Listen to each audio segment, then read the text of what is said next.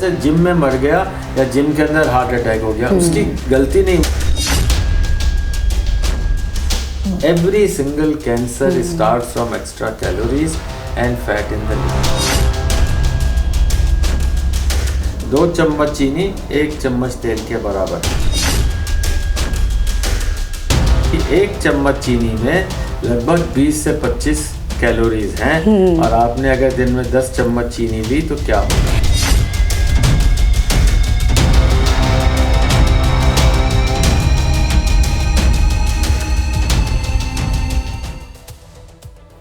जय हिंद, आप देख रहे हैं लाइफ टाइम्स, आपके साथ मैं हूं वंदना सिरोही। देश में बढ़ते मोटापे की समस्या आज सबसे बड़ी चुनौती बन चुकी है और इसके खिलाफ प्रधानमंत्री मोदी ने खुद आगे बढ़कर मुहिम छेड़ी है। मन की बात कार्यक्रम में पीएम मोदी ने देशवासियों से अपील की कि खाने के तेल में 10% की कटौती करके मोटापे की समस्या से बचा जा सकता है। कल भी हमने आपको इस पर स्पेशल रिपोर्ट दिखाई थी और आज हम इस मसले पर दिल्ली ILBS के डायरेक्टर और मशहूर डॉक्टर सरीन से खास इंटरव्यू आपके लिए लेकर आए हैं ताकि आप भी अपनी लाइफ को हेल्दी बनाकर खुद को फिट रखें। देखिए, जय हिंद, लाइफ टाइम्स आप देख रहे हैं और मैं हूं आपके साथ स्वाति आर्य और मेरे साथ हैं मेरे सहयोगी प्रशांत त्रिपाठी जी। और आज हम बात करेंगे ओबेसिटी यानी कि मोटापे को लेकर। देखिए, इससे पहले भी मोटापे को लेकर कई बार बात हुई है। क्या कुछ करना चाहिए इसको कम करने के लिए, इसको लेकर भी बातचीत होती रही है। लेकिन आज के समय में, मौजूदा समय में इस टॉपिक के बारे में हम बात क्यों कर रहे हैं? देखिए, क्योंकि देश के प्रधानमंत्री नरेंद्र मोदी जब इस टॉपिक को उठाते हैं तो इस पर बातचीत करना बहुत ज़्यादा ज़रूरी हो जाता है। अपने मन की बात कार्यक्रम में उन्होंने इस टॉपिक को उठाया और बताया भी कि किस तरह से आप जो ओबेसिटी है इसको कम कर सकते हैं छोटे छोटे प्रयासों से। उन्होंने आंकड़े भी पेश किए। उन्होंने बताया कि मौजूदा समय में 250 करोड़ जो आबादी है हमारी दुनिया की, वो ओबेसिटी का शिकार है, ओवरवेट का शिकार है। तो आज इसी को लेकर हम बातचीत करेंगे हमारे इस खास कार्यक्रम में और इसी पर बातचीत करने के लिए हमारे साथ मौजूद हैं पद्म भूषण से सम्मानित डॉक्टर SK सरीन जी। सर, आपका बहुत बहुत स्वागत करती हूँ सबसे पहले तो लाइफ टाइम्स पर।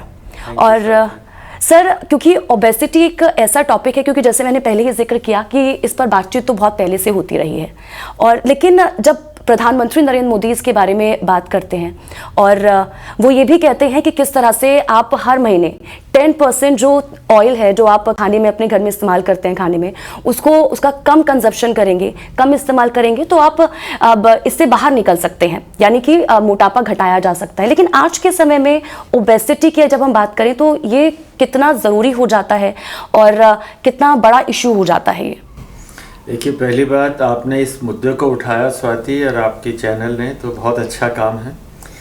दूसरा, भारत वर्ष के सब और भारतवासी भाग्यशाली हैं कि प्रधानमंत्री की पैनी नज़र से मोटापा बचा नहीं। मोटापा ऐसी चीज़ है, हर आदमी देख करके कह सकता है कि भाई ये मोटा है या पतला है। जैसे ये अमीर है या गरीब है, पक्कड़ है या पैसे वाला है, देख के पता लग जाता है। तो मोटापा भी देख के पता लग जाता है और लोगों को दिख रहा था, बरसों से दिख रहा था कि बढ़ रहा है, कि प्रधानमंत्री का ये जो कहना, इसका बहुत मायना है। देश को लीडरशिप ऐसी होनी चाहिए जो हर तरह के जो हमारी प्रॉब्लम्स हैं या जो आ सकती हैं उन सब के बारे में कहें। तो मैं as a doctor, as a citizen, as a simple human being कहूँगा, भारत भाग्यशाली। और इस भाग्य को अब हमें रेखाओं को ऐसा बदलना है कि हमारा भाग्य भारतवर्ष का, भारतवासियों का बदल जाए। शुरुआत में कहूँगा कि हर मोटा आदमी खराब नहीं होता, हर मोटा आदमी बीमार नहीं होता। ओबेसिटी में कोई जा रहा हो तो उसको उंगली ना उठाएं कि यार देखो ये जा रहा है। वो बेचारा फिर आगे काम ही नहीं करेगा, वो घर में छुप जाएगा, ना कसरत करेगा, वो डिप्रेशन में जा सकता। तो पहली बात है कि मोटापा हर चीज़ में वही आदमी गलत नहीं है। जैसे शराबी, हर आदमी जो शराब पीता है वो खराब नहीं है, इसी तरीके से हर मोटा व्यक्ति अपनी गलती के कारण खराब नहीं है। मैं इसको आगे बाद में कहूँगा। और दूसरा, उससे ज़्यादा इम्पोर्टेंट है, हर पतला आदमी स्वस्थ नहीं। मैं ये बोलने वाली थी कि जरूरी नहीं है कि जो पतला है वो हेल्दी है। हाँ, हेल्दी है। हाँ जी।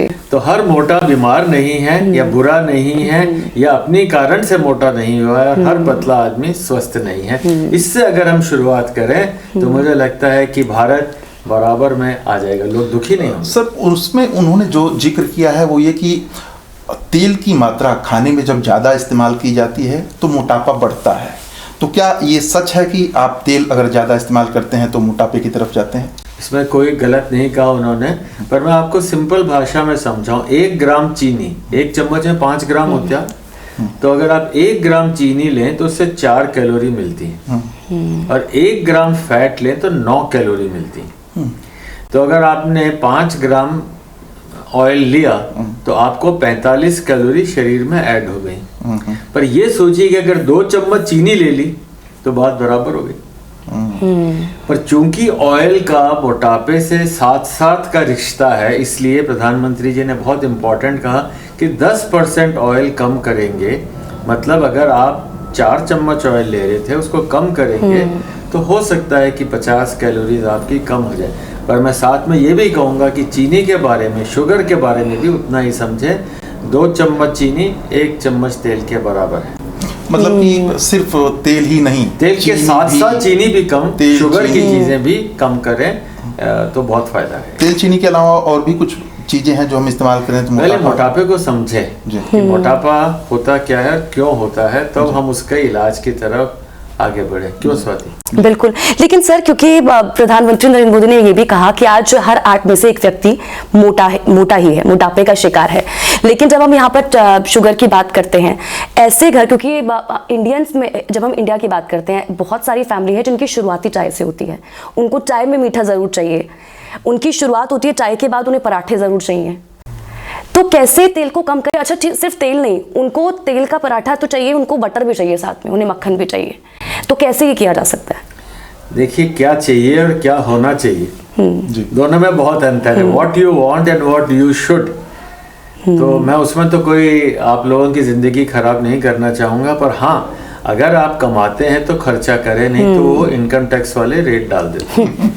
अगर आपने परोठे भी खाने हैं, 2 चम्मच चीनी भी डालनी है उसके अंदर चाय में, तो आप समझ लीजिए कि कितनी आपने चीनी दिन में ली। 1 चम्मच चीनी में लगभग 20 से 25 कैलोरीज हैं, और आपने अगर दिन में 10 चम्मच चीनी ली तो क्या होगा? लेकिन सर, यहाँ पर फिर सवाल ये हो जाता है कि ठीक है, हम, क्योंकि पीएम ने ये भी कहा कि इसकी शुरुआत ऐसे कर सकते हैं कि आप जो तेल खरीद रहे हैं आप उसको 10% कम ही खरीदें। ये अच्छी शुरुआत है। लेकिन अगर हम 10% यहाँ पर कम कर रहे हैं तो उसका क्या कि लोग बाहर जाकर जो फास्ट फूड है, मोमोज है या फिर चाप खा रहे हैं, उसका भी तो फर्क पड़ेगा ना। एक तरफ आप कम कर रहे हो, 10% तेल आपने कम कर दिया, लेकिन उतना ही तो आप बाहर से कंज्यूम कर रहे हो। देखिए, ये तो आदमी को अपना चार्टर्ड अकाउंटेंट खुद ही होना पड़ेगा कि कहाँ से पैसा आ रहा है, चोरी छुपे आ रहा है या खुले आम आ रहा है। अगर आप खुले आम है तो सबके सामने खाएंगे, चोरी छुपी करेंगे तो अल्टीमेटली जितना बैंक में पैसा डालेंगे उतना ही बढ़ेगा, जितना निकालेंगे उतना कम होगा। तो इसको ध्यान में रखना है। पर पहले मैं सिंपल भाषा में मोटापे को आपको समझाऊं, क्योंकि हम लोगों ने पतले और मोटे आदमी का अंतर किया। हर पतला आदमी क्यों स्वस्थ नहीं हो सकता? वो कमर के कारण। अगर एक फीमेल की कमर 80 सेंटीमीटर से ज़्यादा है, मतलब वो जीन्स 80 से ज़्यादा की पहन रही है, और आदमी 90 सेंटीमीटर से ज़्यादा की पहन रहा है, तो वो मोटा है। हमें बॉडी वेट से नहीं मोटापा देखना है या शरीर नहीं देखना है, सबसे इम्पोर्टेंट है वेस्ट और कमर। तो पतले आदमी की भी अगर कमर ज्यादा है तो वो अनहेल्दी है, तो उसे कमर का वजन, यहाँ की चर्बी को घटाना है। दूसरी बात जो है, हमारा ओवरऑल मोटापा, हर मोटा आदमी बीमार नहीं हो सकता है, हर मोटा आदमी अस्वस्थ नहीं है, क्योंकि 4 तरह के मोटापे हैं। ओवरवेट या ओबीस बट मेटाबॉलिकली हेल्दी, मतलब उसका मेटाबॉलिज्म ठीक है, वो खूब कसरत करता है, दौड़ लगाता है, मोटा है तो है, पर वो वर्जिश करके metabolically obese but metabolically healthy. एक है ओबीस मेटाबॉलिकली अनहेल्दी, मतलब मोटा है पर हाथ पैर नहीं हिलाता है, मसल्स उसकी चलती नहीं है, तो चर्बी बढ़ती जाएगी। दूसरा है लीन या नॉर्मल वेट, मेटाबॉलिकली हेल्दी, पतला दुबला है, कमर भी पतली। पर एक है लीन पर मेटाबॉलिकली अनहेल्दी, है तो पतला, देखने में ऐसा लगता है बट यहाँ से मोटा है। तो 4 तरह के लोग सिंपल हैं। अब आप अपने आप को डिसाइड, जो सब सुन रहे हैं अपने आप डिसाइड कर लीजिए कि मैं किस में आता हूँ, ठीक है। अगर आप ओवरवेट हैं तो पतला होने का, मोटापे को पतला करने का गुर है, प्रधानमंत्री जी ने बताया, साइंस भी कहती है। पर हाँ, धीरे धीरे करके लीन पतले और हेल्दी हो जाए। पर अगर आप लीन और अनहेल्दी हैं, मतलब यहाँ से मोटे हैं, तो बिल्कुल सबसे ज़्यादा खतरनाक यही लोग हैं जो कि पतले दुबले बट यहाँ से मोटे। सर, चूंकि खाने पीने और मोटापे की शुरुआत किचन से ही होती है, महिलाएं जो हैं वो किचन में, तो मैं ये जानना चाहता हूँ क्या ऐसी चीज़ें हैं जो महिलाएं किचन में रखें ताकि हम लोग थोड़ा ज़्यादा स्वस्थ फील करें? हाँ, पहली बात है कि आजकल आदमी भी खाना बहुत बनाते हैं। हाँ, अच्छा बनाते हैं। बड़ा बढ़िया शेफ हैं, हो सकता है मैं भी बनाता हूं। हाँ, मुझे लगता है कि ये मत कहिए कि सिर्फ हाँ, पर महिला, और मैंने इस बुक में साफ तौर से लिखा है पीछे कि who is the boss in the family, the lady of the house. उसके 3 भाग हैं लेडी ऑफ द हाउस के। पहला, उसको सब पे नजर रखनी है कि यार ये क्या खा रहा है क्या नहीं, उसको ये देना है या नहीं देना। वो दूसरा, क्या खरीदना है कि भाई मैं ये सामान ही घर में नहीं लाना, रोज अगर केक पेस्ट्री या मैं ऐसी चीजें शुगर वाली या फैट वाली लाऊंगी तो उसे खरीदना भी नहीं है, वो सामान घर में रखना भी नहीं है। 60% फूड अनकुक्ड होना चाहिए। तो पहला काम उसका ये कि क्या खरीदेंगे, उसको कैसे बनाएंगे और किसको क्या मिलेगा। ये एक लेडी का बहुत ज़रूरी काम है। पहले आप किचन में घुस नहीं सकते थे बिना जूते उतारे, पैर धोए, जमीन पे बैठ के खाया करते थे। उसके बड़े फायदे थे, उठक बैठक हो जाती थी उसी में, है ना। और 20 मिनट तक शांति से आप टीवी के सामने पता नहीं खा क्या रहे, मोबाइल सर, और मोबाइल या टीवी के सामने आप खा रहे, वो सबसे खतरनाक चीज़ है। मतलब भोजन जीवन का। आप पेट्रोल जाते हैं, पेट्रोल पंप पे भरवाते हैं, उसकी क्वालिटी देखते हैं, बेस्ट क्वालिटी होनी चाहिए। मेरा इंजन कार्बोरेटर खराब, पता ही नहीं क्या खा रहे, पता नहीं क्या तेल डाल रहे। सो इसलिए जो लेडी का घर में सबसे महत्वपूर्ण जो मैं कहूँगा और ये रोल है कि यार हमारा घर परिवार, she is the boss of the family, she is the head of the family. उसे डिसाइड करना है कि किसको क्या मिलेगा, मैं क्या खरीदूंगी, क्या मिलेगा। फॉर एग्जाम्पल, क्या नहीं लेना है मैं शुरू में बताऊं। जिन चीज़ों में ओज है, OSE, जैसे ग्लूकोज, फ्रुक्टोज, माल्टोज, ये सारी चीज़ें जो शुगर वाली हैं वो तुरंत कन्वर्ट हो जाती हैं फैट में। शुगर हमारी कहाँ जाती है, आपने चम्मच में सुबह चाय पी और वो शुगर जो है 2 जगह जाएगी, या तो मसल्स में जाएगी या लिवर में जाएगी। सारा खाना लिवर में जाएगा। अगर आपकी मसल चल रही है तो शुगर वहाँ पे डाइजेस्ट हो गई, ख़त्म हो गई, एब्जॉर्ब हो गई। और अगर आपने मसल नहीं चलाई तो सारी शुगर लिवर में गई। अच्छा, लिवर बेचारा भी काम नहीं कर रहा, किसी को एनर्जी दे नहीं रहा, तो वो सारी फैट में कन्वर्ट हो जाती है। तो all extra energy in the body is converted into fat and that leads to fat in the liver, fat in the body. तो एक्स्ट्रा जो भी कैलोरीज आप जोड़ेंगे वो चर्बी में बदलेगा। पर ये नहीं कि सिर्फ खाने से आदमी मोटा होता है, कुछ खानदानी भी विरासत में भी मिल जाता है जी। और ये भी मैंने बुक में ओन योर बॉडी में कहा। बहुत शिद्दत से, बहुत मेहनत से ये बात आपको समझाना चाहूँगा कि प्रधानमंत्री ने जो कहा है उसका असर 2 जनरेशन्स तक रहेगा। अब एक बहुत मतलब इम्पॉर्टेंट बात है कि अगर मदर फादर दोनों पतले हैं तो बच्चा पतला पैदा होगा। अगर मदर फादर मोटे हैं तो 90% है कि बच्चा मोटा होगा। अब फादर पतले हों और मदर मोटी हो, हाँ, ये मुझे मालूम था, पूछो जी।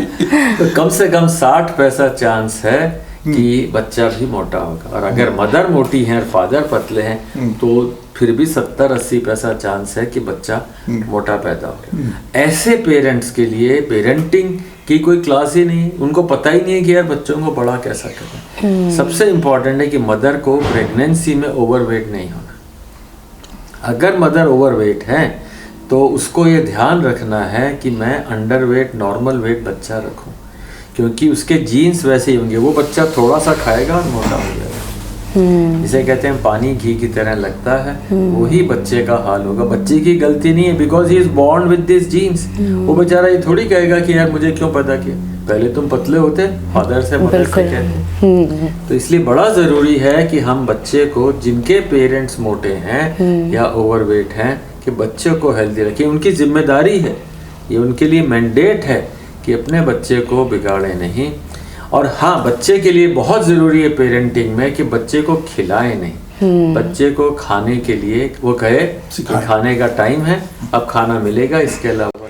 लेकिन सर इस मेंटालिटी को कैसे चेंज करें, क्योंकि हमारे तो इंडियन फैमिली में कहा जाता है कि जितना घी खाने में उतना स्वाद। हाँ, तो इसको कैसे, क्योंकि अगर इसको ही हम चेंज नहीं करेंगे तो कैसे हम हेल्दी रह सकते हैं? बिल्कुल ठीक कह रहे हैं, जितना घी है उतना स्वाद है, जितना दौड़ेंगे उतना पचाएंगे। ये भी लिखा हुआ, ये भी लिखा है कि साहब सूर्योदय से पहले उठो, ब्रह्म मुहूर्त के अंदर वर्जिश करो, ये भी हमारे। लेकिन सर फिर इंडियन फैमिली की, क्योंकि मैं अगर बात करूं कि मेरे घर में बहुत ज़्यादा हो जाता है कि ठीक है वो मानते हैं कि मोटापा है, तो वो 10 चीज़ें और रख देते हैं घर वाले कि नहीं हम तो इस काम में बिजी हैं, उस काम में बिजी हैं, अरे इससे तो एक्सरसाइज हो रही है। क्योंकि अगर हम मदर्स की बात करें, पुरानी लेडीज़ की बात करें, तो वो कहते हैं हम तो घर के काम में ही इतना काम कर लेते हैं, हमारी एक्सरसाइज हो जाती है, और क्या एक्सरसाइज करें?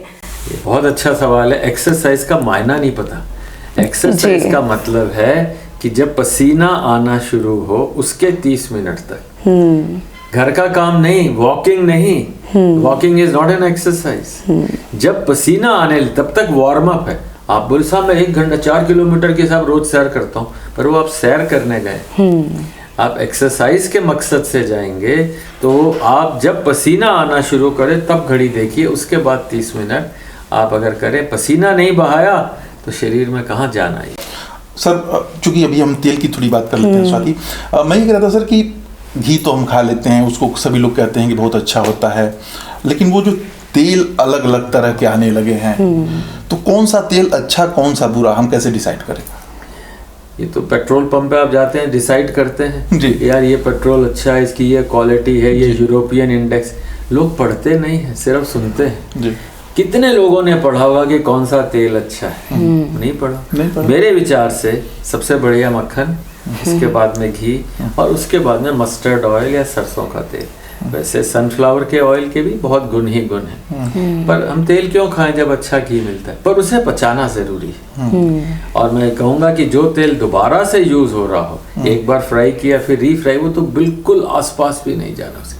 अब जैसे वहाँ पे ग्रीस में, मेडिटेरियन में ऑलिव ऑयल का, भारतीय बेचारा आदमी ऑलिव ऑयल कहाँ से लाएगा? सरसों का तेल 4,000 रुपया लीटर, 3,000। कोई जरूरत नहीं है, बिल्कुल जरूरत नहीं है। हाँ, अगर आप वहाँ पैदा हो, वहाँ की कमाई कर रहे हो तो ऑलिव ऑयल खाइए, पर भारत के लिए कोई जरूरी नहीं है। तो मैं स्पष्ट शब्दों में ऑयल का लेना अच्छा है, बट आई थिंक प्योर देसी अच्छा घी बना हो उसकी कोई बुराई नहीं, पर उसे पचाना, उसके लिए वर्जिश करना, हाथ पैर को हिलाना, और एक्सरसाइज का मैंने मायना बताया कि स्वेटिंग बहुत जरूरी है। अच्छा सर, क्योंकि आपने स्वेटिंग की बात की, एक्सरसाइज की बात की, मैं बीमारियों पर भी आऊँगी जो ज़्यादा अगर हम ऑयल कंजप्शन कर रहे हैं तो उससे क्या कुछ बीमारियाँ होती हैं। लेकिन क्योंकि आपने एक्सरसाइज की बात की, क्योंकि एक होती है हेल्दी एक्सरसाइज, मतलब नॉर्मल एक्सरसाइज, दूसरी चीज़ होती है कि जब हम हार्डकोर एक्सरसाइज करते हैं, और उसके लिए जो आजकल के युवा हैं वो जिम भी जाते हैं, और देखिए जिम कि जब हम बात करते हैं, तस्वीर देखते हैं, हार्ट अटैक के भी शिकार हो रहे हैं।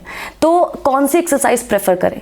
देखिए, प्रधानमंत्री ने बिल्कुल कहा कि आप वर्जिश करें, एक्सरसाइज वर्ड यूज किया, और प्रधानमंत्री खुद, जैसा हम लोग सुनते हैं देखते हैं, योगा करते हैं।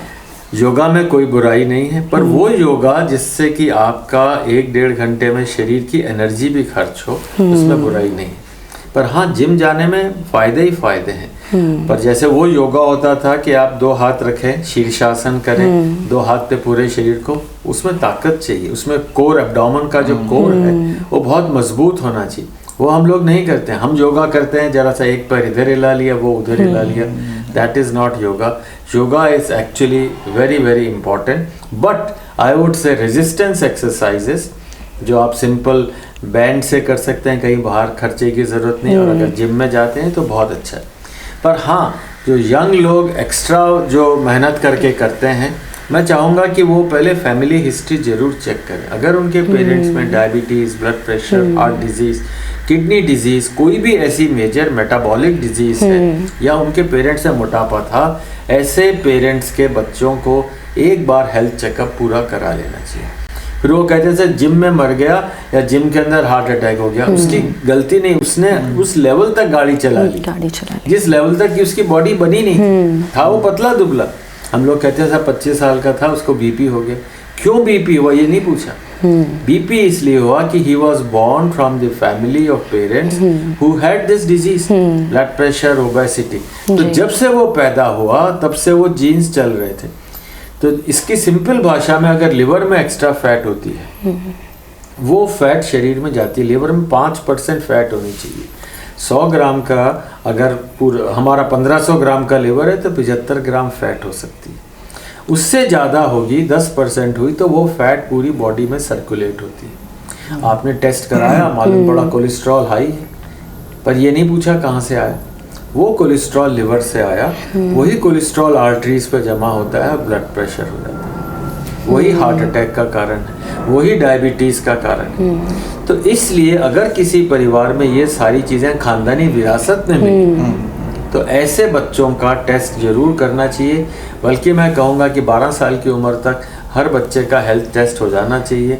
और पेरेंट्स को चाहिए कि अगर हम लोग अनहेल्दी हैं तो डे 0 से बच्चे की हेल्थ का ध्यान रखें। तो जिम में जाना बुरा नहीं है, एक्सरसाइज करना बुरा नहीं, हार्ट अटैक उससे डरे नहीं, बट हाँ मुझे विरासत में क्या मिला, मेरी गाड़ी थी कमजोर तो तेज चलाया गई। अभी टॉपिक को थोड़ा तेल पे ही लाते हैं। तो ये जानना चाहता हूँ कि तेल का जो लोग इस्तेमाल करते हैं तो डिजीजेस बहुत सारी हो रही हैं कि आप एक्स्ट्रा तेल ले रहे हैं और रिफाइंड टू रिफाइंड समोसा बाहर खा लिए, मोमोज बाहर खा लिए। बीमारियां कौन कौन सी होती हैं और जो लोग इसको कंजप्ट करते हैं, मैं चाहता हूं कि आप बताएं उनको कि इन रोगों से आप ग्रसित हो सकते हैं। देखिए, भोजन जो है वो तो संतुलित होना चाहिए, ये सबको पता है, पर लोगों को ये नहीं मालूम कि संतुलित भोजन क्या है। संतुलित भोजन का सिंपल फॉर्मूला है पहले कि 60% फूड अनकुक्ड होना चाहिए।